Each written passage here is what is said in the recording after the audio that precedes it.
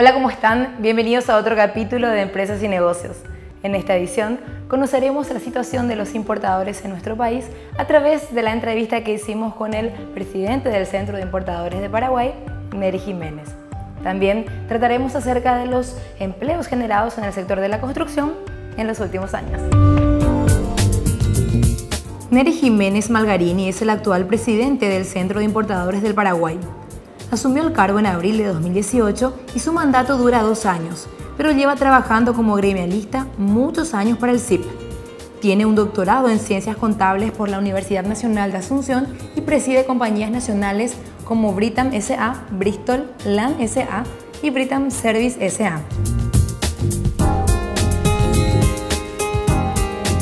Aunque no existen datos exactos de la mano de obra ocupada en la construcción, desde Capaco estiman que emplean a entre 200.000 a 220.000 personas en Paraguay, de las que alrededor del 10% está altamente preparado operando maquinarias. Si la economía del país sigue creciendo como hasta ahora, se espera llegar al año 2023 con 300.000 personas ocupadas en la construcción de forma directa.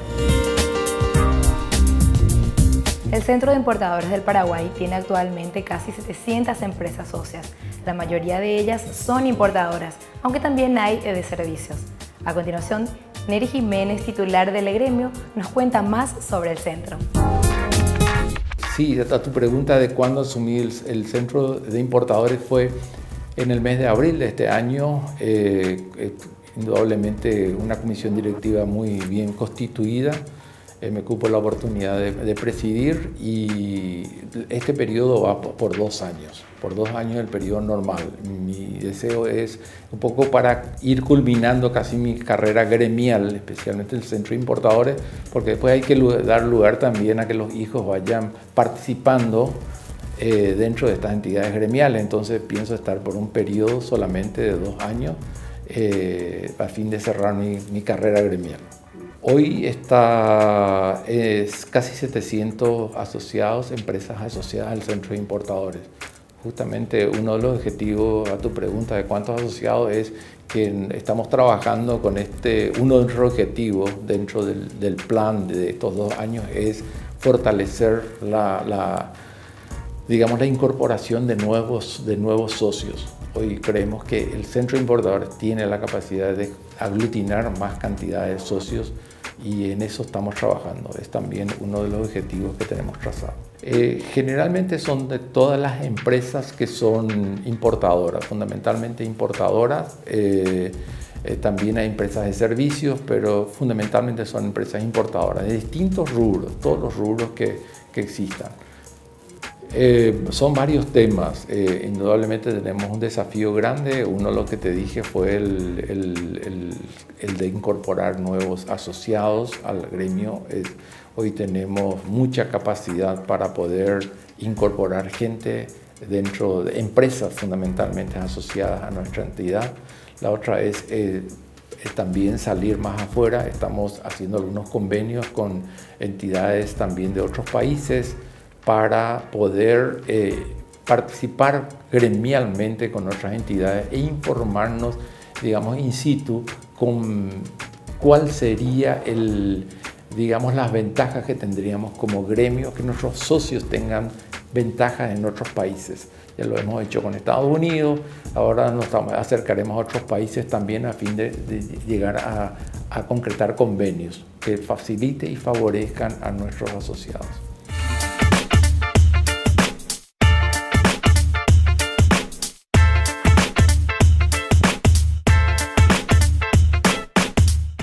Referente a los free shop de Brasil, sí, es un tema bastante preocupante para nosotros, especialmente los que estamos en la parte de importación de productos, que Brasil tiene una ley que implementó ya hace unos años, salió esa ley, no lo estaban implementando y ahora últimamente ellos están en este momento aglutinando empresas en las ciudades fronterizas, tanto de Paraguay, Uruguay, Bolivia.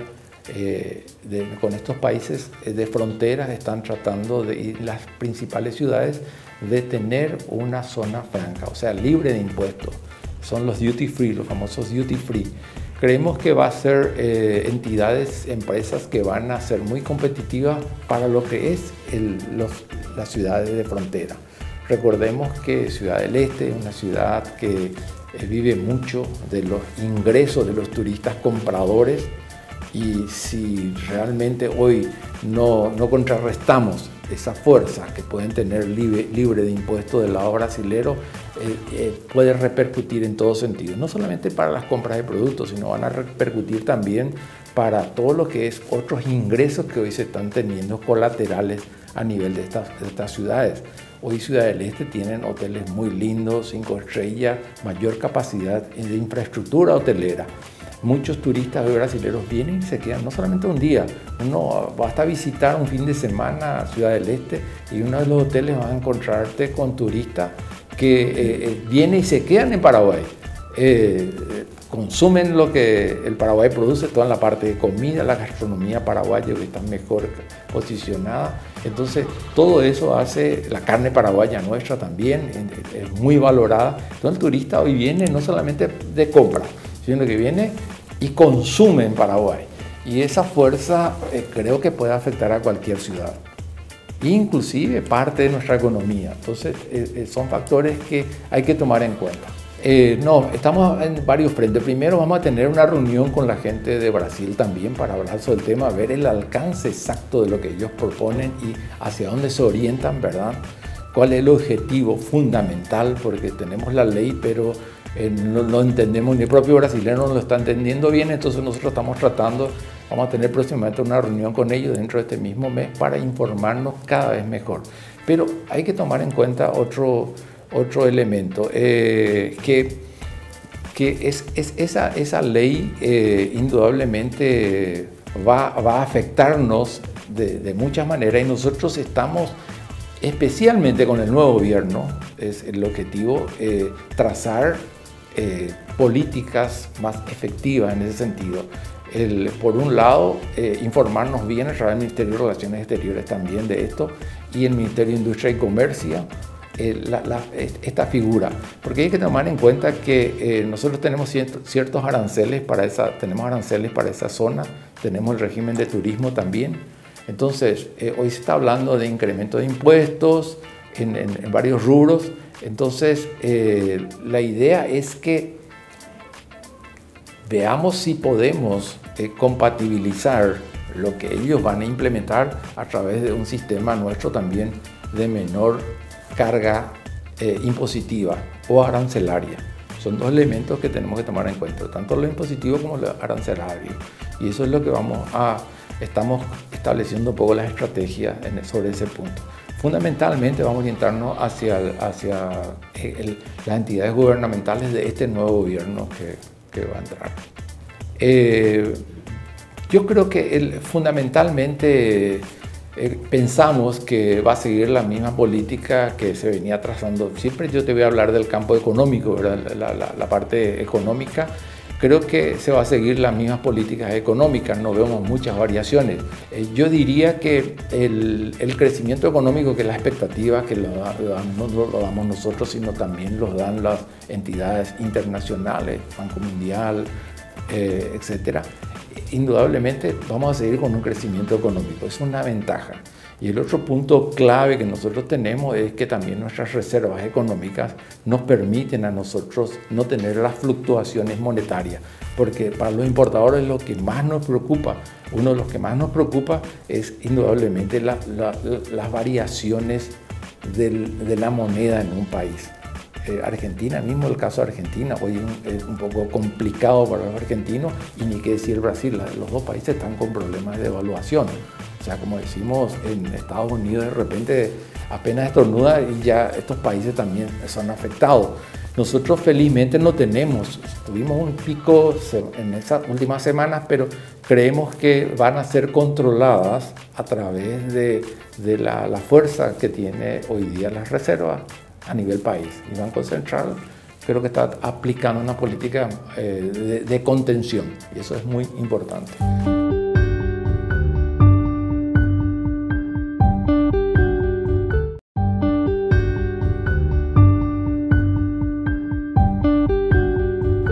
El trabajo con aduanas, el flagelo del contrabando e incluso el impacto del escándalo de la carne son otros de los temas tratados con el presidente del Centro de Importadores.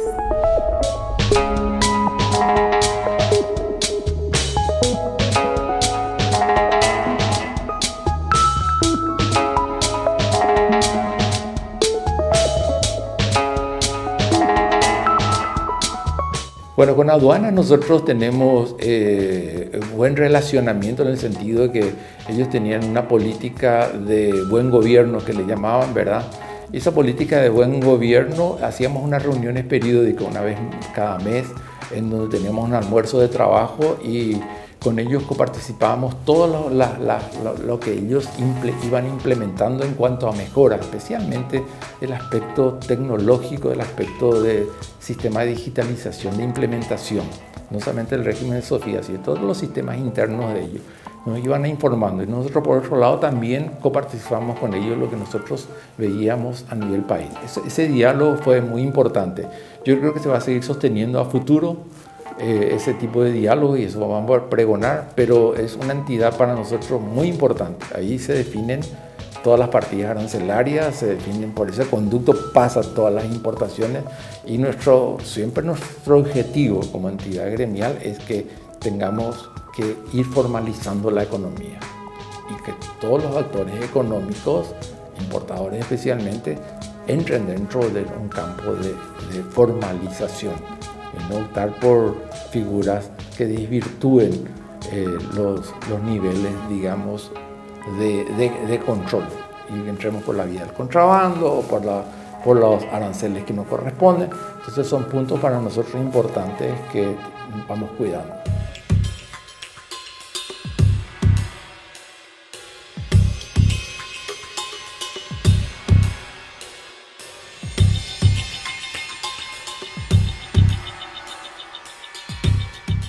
El contrabando, sí, claro. Seguimos con este tema y más todavía se acrecienta cuando estos países como Brasil o Argentina están con problemas, como en este caso, devaluación de su moneda, los precios bajan, indudablemente, una vez que bajan los precios, hay oportunidades que gentes de nuestra gente de Paraguay puedan entrar dentro del campo del contrabando. Y no hemos erradicado para nada el contrabando, hay que seguir haciendo todo un esfuerzo, un trabajo para erradicar el contrabando y ir formalizando la economía de alguna manera. Este es un trabajo constante, permanente, que vamos a seguir realizando desde el Centro de Importadores, porque afecta a toda la economía la informalidad. Y eso es un caldo de cultivo de repente cuando estos países están con problemas monetarios y devaluaciones que afectan fuertemente a la economía formal. Realmente a tu pregunta de la informalidad en los rubros, estos casos de la carne y también del caso de los cigarrillos, no afecta en nuestro esquema de comercialización en el exterior, pero sí afecta a nivel país. A nivel país, cualquier problema que se presenta, como el que tenemos, hemos visto el caso de la carne, que es un tema bastante complejo y que todavía tiene mucha cola. Entonces eso automáticamente afectó un rubro muy fuerte dentro de nuestras exportaciones, ¿verdad?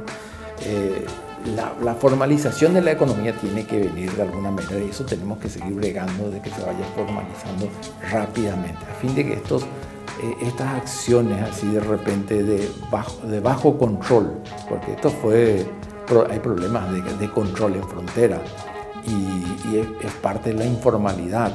Entonces también tenemos que salir del campo de los controles manuales que todavía hay en algunas instituciones públicas. No sabemos si por intereses particulares o lo que sea, pero hoy tenemos que entrar en un campo ya tecnológico, de control, de bases de datos serios, responsables y también claro y transparente, que se pueda visualizar y ver, porque seguir con estas acciones así todavía perimidas, digamos, o arcaicas de manejos manuales, hoy día es inadmisible en instituciones. Estamos creciendo como país, debemos ser formales. Indudablemente, esa es parte de la informalidad, las coimas, los arreglos. Tenemos que ir bregando con una economía cada vez más formal y tomar conciencia de que eso es lo que va a dar realmente la mejor distribución de la riqueza, mejor control, mejores ingresos para poder que el gobierno tenga los medios de mejorar los canales de salud, los canales de la parte social, que es fundamental, ¿verdad? Toda la parte de infraestructura país que se sigue necesitando, que son los que impiden nuestro crecimiento. O sea, hay mucho por hacer y solamente a través de los recursos que tiene que tener el gobierno, aplicando perfectamente, respetando un poco los presupuestos que se establecen anualmente a través del Congreso, porque si no se respetan también tenemos déficit fiscal y eso no es beneficioso tampoco para un país. Básicamente, nosotros siempre entramos dentro del campo de la formalidad. Sabemos que hay informalidad, pero nosotros seguimos bregando eso y exigiendo que se insista mucho en la formalidad. Eso es nuestro objetivo, trazamos eso, ¿verdad? Siempre. Tu pregunta de esa informalidad que sigue habiendo en las entidades gubernamentales, estamos seguros que siguen habiendo, ¿verdad? Porque todavía no hay una cultura, porque esa es la verdad. Hay que trabajar sobre una cultura de concienciar a los funcionarios fundamentalmente de estas entidades de control que puedan cumplir sus roles. Y el rol es, lógicamente, respetar la ley, cumplir lo que establece. Ese es el rol que deben hacer. Y siguen habiendo muchas informalidades y habrán asociados que estarán recibiendo esas presiones. Pero en el Centro de Importadores somos firmes y muy tajantes en ese punto de respetar la formalidad. El IRP es un lindo tema, es un tema todavía que ahora sabido es que en este momento lo que había leído es que la ministra de Hacienda pidió posponer otra vez la presentación de los formularios del IRP de junio para septiembre. Entonces esto da pie a que que el empresariado paraguayo siga negociando ya probablemente con el nuevo gobierno la definición de este impuesto que afecta a ciertos sectores, fundamentalmente el problema de la deducibilidad. Hay sectores que todavía no entienden muy bien cuál es la figura de los campos de deducibilidad que existe dentro del sistema IRP. Esa es la cuestión fundamental. Ahí está un poco trancado y se quiere implementar también sin que pueda ser analizado. Hoy el sector empresarial está ya, digamos, negociando cada vez más para llegar a un punto de consensuar e implementar correctamente esa ley. No tenemos, realmente todavía estamos tratando de reunirnos con el presidente electo, ¿verdad? El presidente que fue electo. Su agenda todavía está muy cargada, próximamente lo tendremos. También con el ministro de Relaciones Exteriores, el que va a ser futuro ministro de Relaciones Exteriores, también ya hemos pedido una reunión que lo haremos las próximas semanas también. Y con los ministros que van surgiendo, especialmente lo que concierne nuestra área, al área de nuestra entidad gremial, estaremos reunidos para poder saber hacia dónde está trazado el objetivo de este nuevo gobierno. Hoy no podemos aventurarnos, estamos con una presunción, pero una vez que hablemos con los agentes, con los actores gubernamentales, los distintos ministros y el presidente de la República, tendríamos un canal, digamos, una figura más clara de hacia dónde va a estar orientada la política y cómo resolver los problemas que afectan al empresariado paraguayo. Creemos yo creo que la figura del nuevo presidente electo, Mario Abdo Benítez, va a seguir un poco la política económica, no creo que varíe mucho del criterio de lo que venía pregonando este gobierno que está yendo, pero va a depender mucho también de los ministros que puedan participar, los secretarios de Estado. Los secretarios de Estado van a ser factores fundamentales. Y el otro punto es, está también el sector del acuerdo que pueda tener dentro del Poder Legislativo, y ni qué decir el Poder Judicial también, que son elementos clave dentro de las futuras políticas a nivel país. Todo afecta cuando el Poder judicial no funciona como debe funcionar, indudablemente afecta a una economía. De igual manera, la parte de los poderes legislativos y ejecutivos. O sea que los tres poderes son esenciales para un buen manejo país y económico, ni qué decir.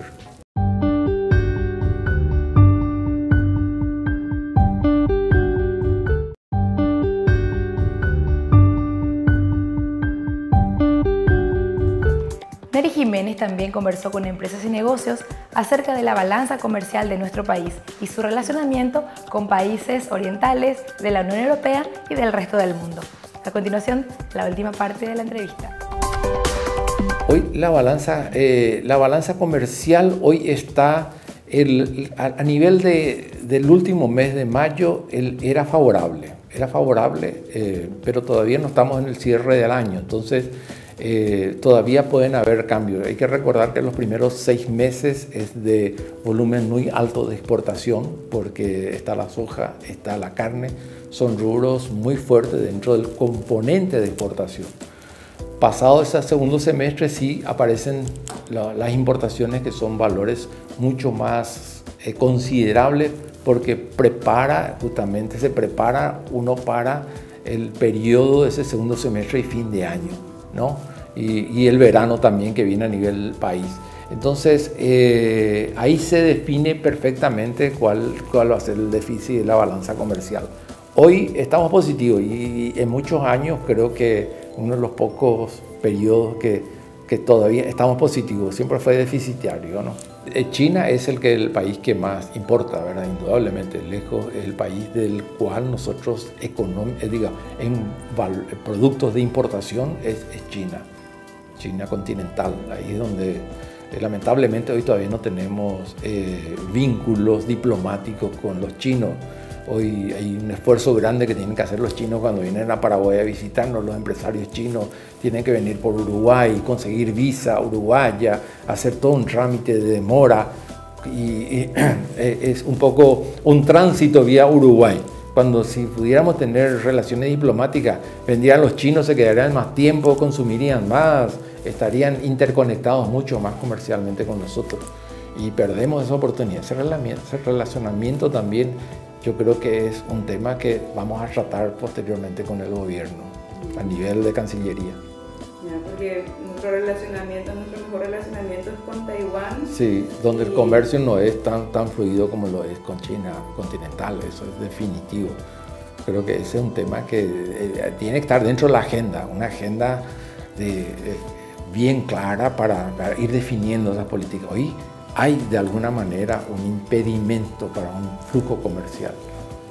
Y nosotros podemos exportar mucho más para China también, mucho más. Hoy no tenemos los canales adecuados de exportación. Eso tendría que estar dentro de una agenda de gobierno. No sé exactamente cómo estará eso, pero creo que eso nosotros lo vamos a hablar por lo menos en su momento con la Cancillería y con el presidente. Sacando la cuestión de otra vez China continental con Taiwán, no podemos estar afectados nosotros económicamente cuando estamos creciendo, y justamente son los elementos que nos van a enriquecer para un mayor crecimiento económico país. Ese vínculo con China continental. Nosotros con Europa no es tan grande el vínculo de importación, ¿verdad? Yo creo que la negociación ahí está más en las exportaciones de los países acá de la región del Mercosur para con la Unión Europea.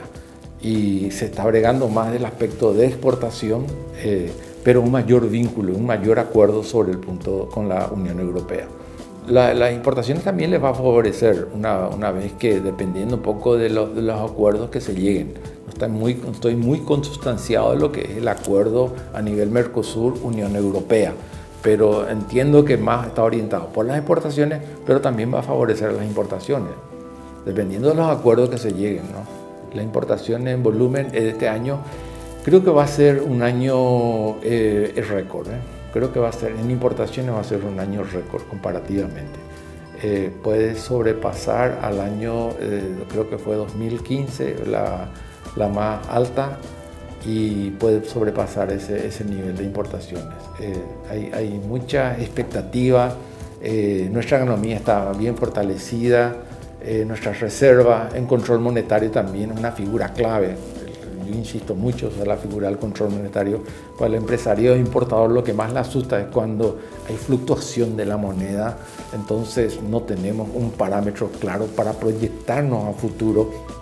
Incluso no podemos establecer estrategias, ni políticas, ni criterios de análisis de acá a un periodo, a un quinquenio, lo que sea. ¿Por qué? Porque estamos atados a vaivenes. Entonces no se puede establecer planes de acción ni a corto y menos a mediano plazo. Y necesitamos esos elementos nosotros para saber qué hacer. Uno no puede importar volumen grande y el mercado no permite en un momento dado por problemas económicos. Entonces es clave la figura de nuestra parte, por lo menos la parte monetaria también. En volumen, la parte, lógicamente, a nivel de hoy día sigue siendo lo más fuerte, es el petróleo, ¿verdad? Que vienen, y el petróleo y sus derivados que vienen, es lo más representativo. Después vienen los rubros de automovilismo, tiene también la parte electrónica, la parte de electrodoméstico, la parte de partes y piezas. O sea, hay varios componentes que son importantes, pero el mayor siempre está a la vanguardia, es la parte de petróleos y derivados. No, básicamente tenemos mucha esperanza que nuestro país siga manteniendo este criterio de mantener una economía sana, que ojalá con el nuevo gobierno se priorice y también se pueda ir gestionando, digamos, de erradicar las políticas que no beneficien a un mejor criterio de control en las entidades, fundamentalmente de control y de sinceramiento de nuestra economía.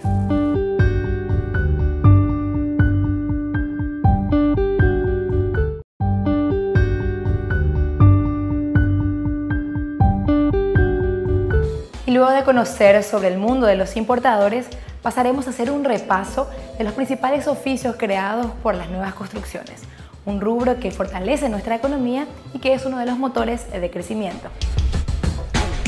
El boom inmobiliario de la construcción generó una gran demanda de la mano de obra calificada en los últimos años, pero sobre todo de aquellas especializadas en la operación de maquinarias de alta tecnología, para quienes los salarios se cotizan en dólares y brindan espacios tanto para jóvenes como para mujeres.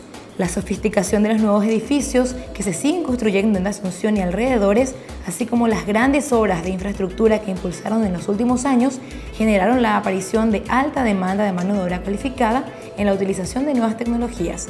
Según datos de la Cámara Paraguaya de la Construcción, CAPACO, los operadores de excavadoras, motoniveladoras, pala cargadoras, entre otros, son los que mayor demanda tienen en el mercado.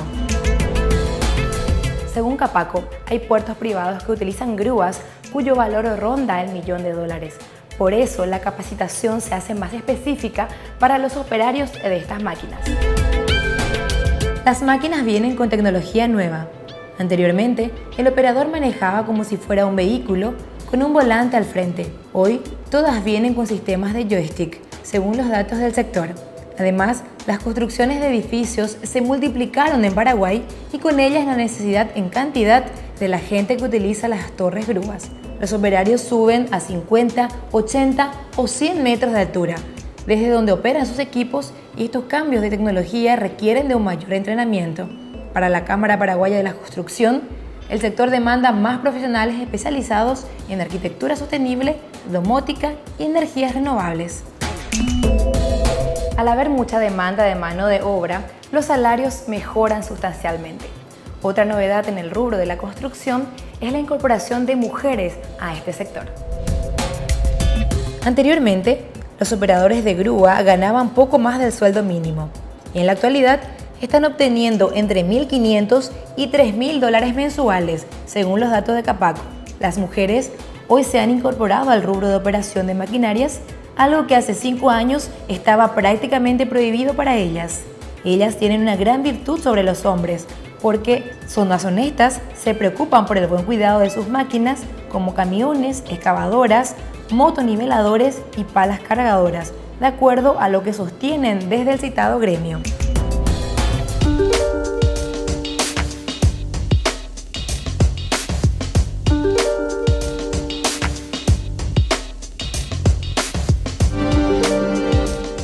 Fue fundador del primer Instituto Paraguayo de Dibujo y Pintura en el año 1969, convertido hoy en el Centro Cultural Porfirio Busto, que funciona en el barrio Villamorra.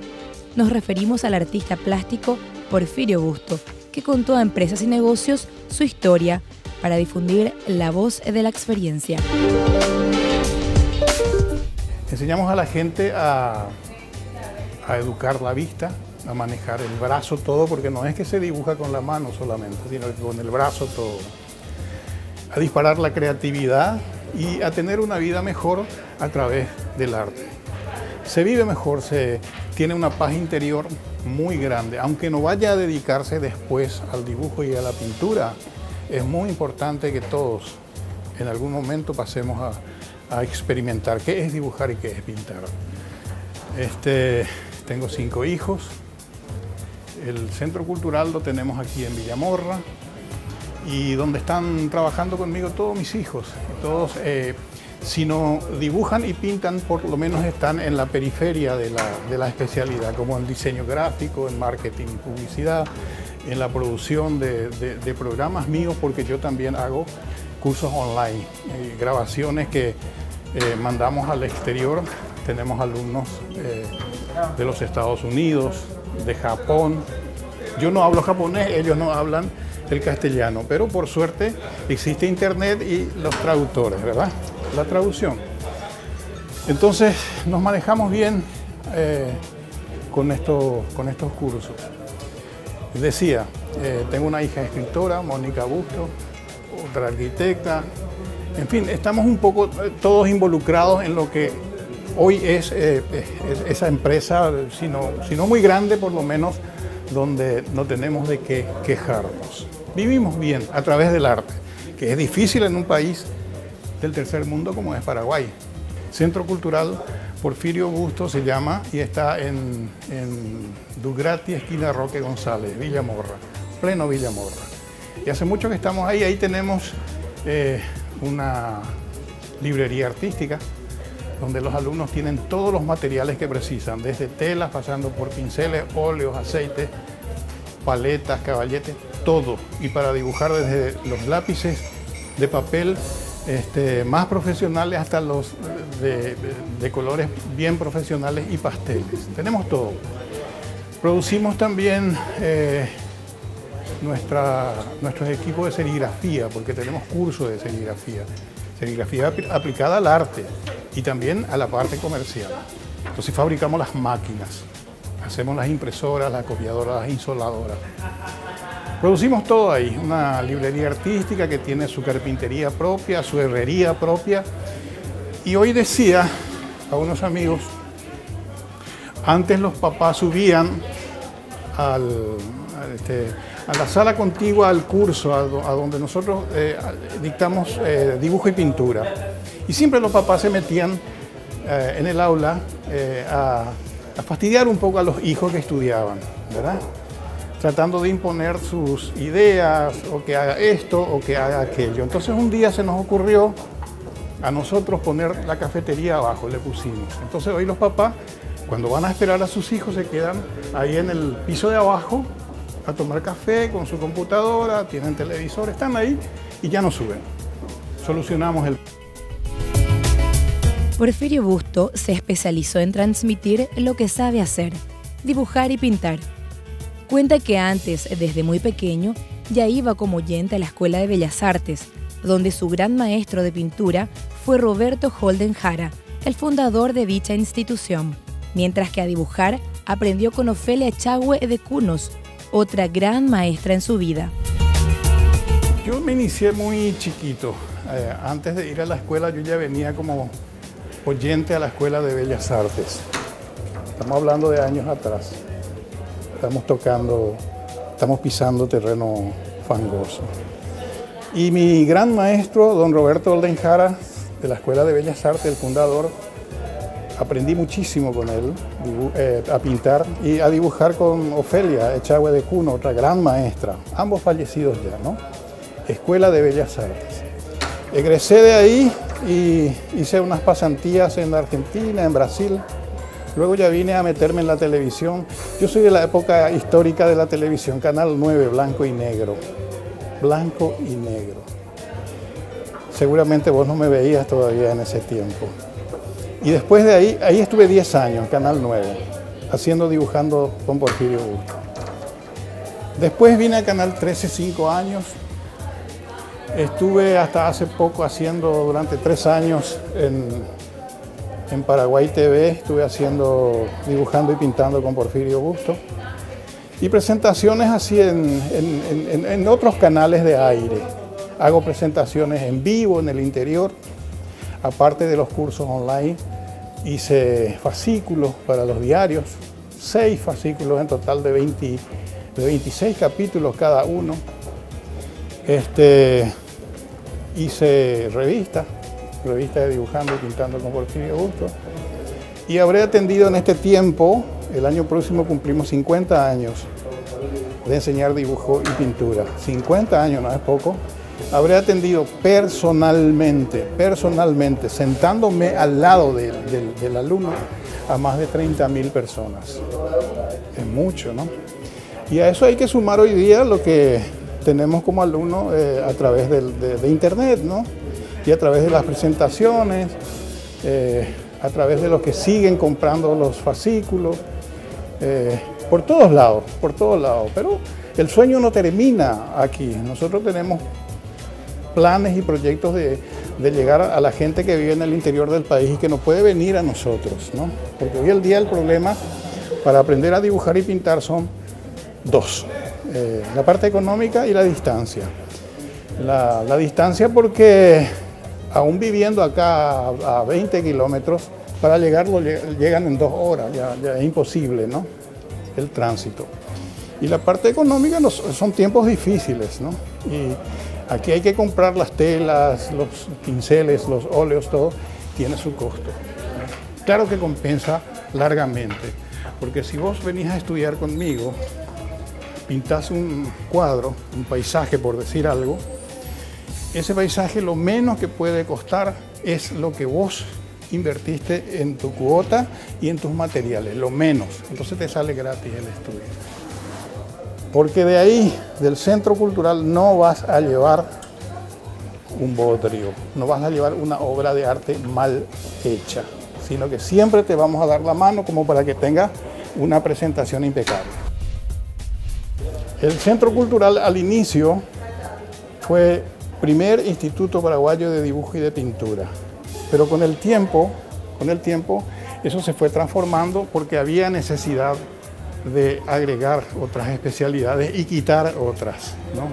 Por ejemplo, quitamos dibujo publicitario porque vino la computadora, ¿verdad? Y ahí ya no había necesidad de aprender a hacer letras, por ejemplo, por decir algo, ¿no? Ya estaba todo ahí, ¿no? Eran otras épocas. Y después el dinamismo, los personajes cambian. Vos a un chiquito de hoy le hablas del Pato Donald y no le conoce. Pero sí le conoce a los personajes del anime, del manga, sí le conoce a los personajes de los jueguitos electrónicos. Y entonces tenés que dibujar lo que ellos quieren hacer, porque la técnica no cambia, no varía. La técnica de antes es la misma de ahora. Pero sí hay que hacer los ajustes, que es lo que estamos haciendo. Nosotros le pusimos a todos los alumnos unas tablets con full internet, fibra óptica. Entonces cada uno de ellos tiene ahí su personaje, su lección del día. Y nos sentamos al lado derecho, y les enseñamos qué es lo que tienen que hacer. Y se motivan más. Total, aprenden y mejor y se motivan más. En pintura, por ejemplo, hay muchos cambios. Es muy dinámico todo esto. Antes, y no estoy hablando de siglos, pintar como si fuese una fotografía era lo máximo, ¿verdad? O sea, pintar, hiperrealismo, ¿no? Hoy eso está en retirada. ¿Por qué? Porque cualquier cámara de un celular, de un teléfono, hace una foto fantástica y podés imprimir en plotter y tenés lo que vos podías haber pintado ahí. Entonces, ¿de qué sirve pintar hiperrealismo? Competir con la cámara no tiene sentido, pero tampoco muy pobre.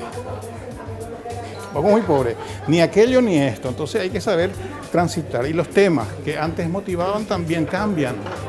Ya no tenemos la burrerita, los trenes, los tranvías, los ranchos de paja están terminando. Vos ves en el interior del país estacionado delante de un rancho motos. No hay más caballos estacionados por ahí.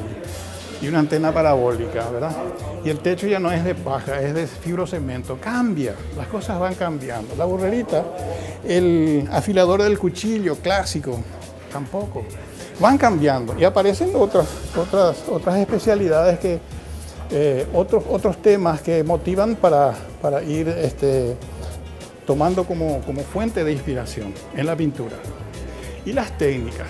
Aparecieron nuevos materiales, el acrílico, la acuarela, los pasteles, con distintas marcas y distintas posibilidades. Y hay que entender los códigos. Entonces eso le enseñamos a los alumnos y aprenden. Y hay que fijarse nomás, hay que fijarse cómo van cambiando las cosas.